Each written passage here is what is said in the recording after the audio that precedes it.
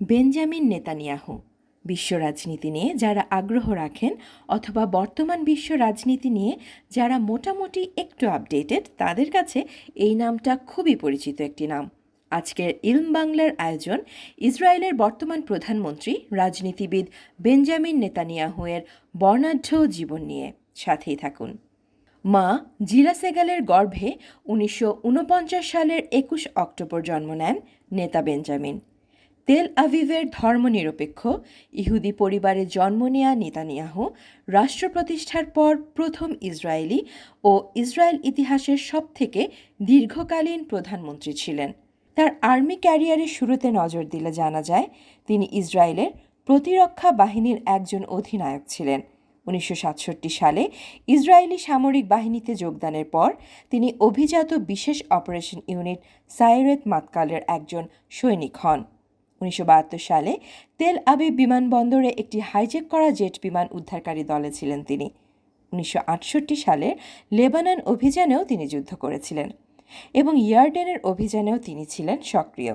1976 সালে সফল এন্টেবে অভিযানের নেতৃত্ব দেওয়ার সময় তার ভাই জোনাথন মারা যাওয়ার পরে বেঞ্জামিন জোনাথন ইনস্টিটিউট প্রতিষ্ঠা করেন, যা সন্ত্রাসবাদের উপর সম্মেলনের পৃষ্ঠপোষকতা করে। নেতানিয়াহু 1988 সালে লিকুদ সদস্য হিসাবে ইসরায়েলের সংসদ নেসেটে নির্বাচিত হওয়ার আগে বেশ কয়েকটি রাষ্ট্রদূত পদে ছিলেন। তিনি পররাষ্ট্র বিষয়ক উপমন্ত্রী এবং তারপরে প্রধানমন্ত্রী ইতিজাক শামিরের জোট মন্ত্রিসভায় উপমন্ত্রী হিসেবে দায়িত্ব পালন করেন। নেতানিয়াহু 93 সালের ইসরায়েল পিএলও শান্তি চুক্তির বিরোধিতার জন্য ও পশ্চিম তীর এবং গাজা উপত্যকা থেকে ইসরায়েলি শক্তি প্রত্যাহারের জন্য বিখ্যাত হয়েছিলেন।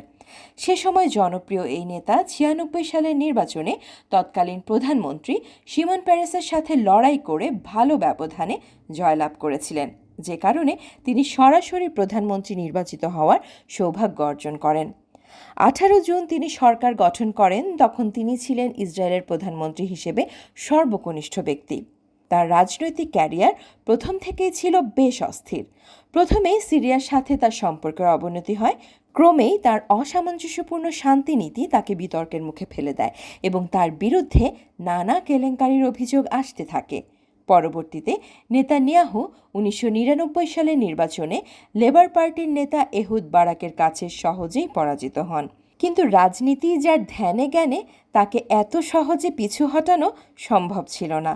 1999 এসে তিনি লিকুদের নেতা নির্বাচিত হন এবং 2006 সালের নেসেট নির্বাচনে 27টি আসনে তিনি নেতৃত্ব দেন। পরবর্তী দিনগুলিতে জোট আলোচনার মাধ্যমে নেতানিয়াহু ইসরায়েল বেইতিনু 15টি আসন, শাস 11টি আসন এবং বেশ কয়েকটি ছোট দলের সমর্থন সংগ্রহ করেন এবং ইসরায়েলের রাষ্ট্রপতি তাকে সরকার গঠন করতে বলেন। 2009 সালের 31 মার্চ তিনি শপথ গ্রহণ করেন। সে বছরের জুনে নেতানিয়াহু প্রথমবারের মতো একটি স্বাধীন ফিলিস্তিনি রাষ্ট্রনীতির জন্য যোগ্য সমর্থন প্রকাশ করেন, এই শর্তে যে কোনো ভবিষ্যৎ ফিলিস্তিনি রাষ্ট্রকে নিরস্ত্রীকরণ করতে হবে এবং ইসরায়েলকে আনুষ্ঠানিকভাবে ইহুদি রাষ্ট্র হিসেবে স্বীকৃতি দিতে হবে। এই শর্তগুলি ফিলিস্তিনি নেতারা দ্রুত প্রত্যাখ্যান করেছিলেন। নেতানিয়াহুর বাকি মেয়াদে শান্তি প্রক্রিয়া স্থবির ছিল। অভ্যন্তরীণভাবে নেতানিয়াহু মধ্যবিত্ত এবং তরুণদের মধ্যে ক্রমবর্ধমান অর্থনৈতিক অসন্তোষের সম্মুখীন হয়েছেন। 2012 সালে তৃতীয় এবং চূড়ান্ত জোট সংকট কঠোরতা বাজেট নিয়ে অচল অবস্থা পূরণের পর, যা আগাম নির্বাচনের দিকে পরিচালিত করে।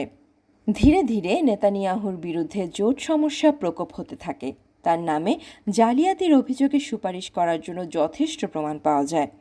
এরপর নেতানিয়াহু দামি সিগার, শ্যাম্পেন এবং গয়না সহ উপহারের জন্য রাজনৈতিক সুবিধার ব্যবসা করছিলেন বলে অভিযোগ পাওয়া যায়।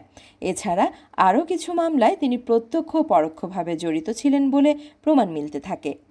2020 সালের শেষের দিকে জরুরি ঐক্য সরকার 2021 সালের জন্য একটি বার্ষিক বাজেট পাশ করতে পারেনি, যার ফলে নেসেট বিলুপ্ত হয়ে যায়। 21 সালের মার্চ মাসে একটি নতুন রাউন্ডের নির্বাচন অনুষ্ঠিত হয়েছিল এবং সে বছরের প্রথম দিকে একটি অত্যন্ত সফল কোভিড-19 টিকাদান অভিযান সত্ত্বেও নেতানিয়াহু এবং তার মিত্ররা আবার নেসেট আসনের সংখ্যাগরিষ্ঠতা থেকে পিছিয়ে পড়েছিল। জুনে ল্যাপিড প্রধানমন্ত্রী হিসেবে নাফতালি বেনেটের সাথে একটি বিস্তৃত জোট গঠনের ঘোষণা দেয়, যা প্রধানমন্ত্রী হিসেবে নেতানিয়াহুর দ্বিতীয় মেয়াদের সমাপ্তির সূচনা করে। সাম্প্রতিককালে হামাস ইসরায়েলের যুদ্ধেও গোটা বিশ্ব বেঞ্জামিন নেতানিয়াহুর ভূমিকা নিয়ে প্রশ্ন তোলে। অনেকে ইসরায়েলি সরকারের প্রস্তুতির অভাব নিয়ে প্রশ্ন তোলে।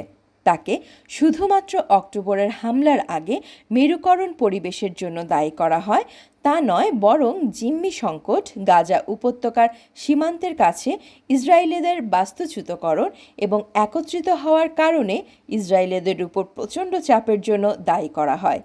এভাবেই চড়াই উতরাইয়ের মধ্য দিয়ে সামনে এগিয়ে চলেছে বেঞ্জামিন নেতানিয়াহুর রাজনৈতিক জীবন। সবার কামনা একটাই, যুদ্ধ বন্ধ হয়ে শান্তি ফিরে আসুক। ইলম বাংলায় আমাদের আজকের এপিসোডের সাথে থাকার জন্য ধন্যবাদ জানিয়ে আজ এখানেই বিদায় নিচ্ছি। বেল আইকনটি অন করে দিয়ে সাবস্ক্রাইব করে ফেলুন আমাদের চ্যানেলটিতে এখনই। পরবর্তী এপিসোডের সাথে থাকার আমন্ত্রণ রইল। সেই পর্যন্ত সবাই ভালো থাকুন।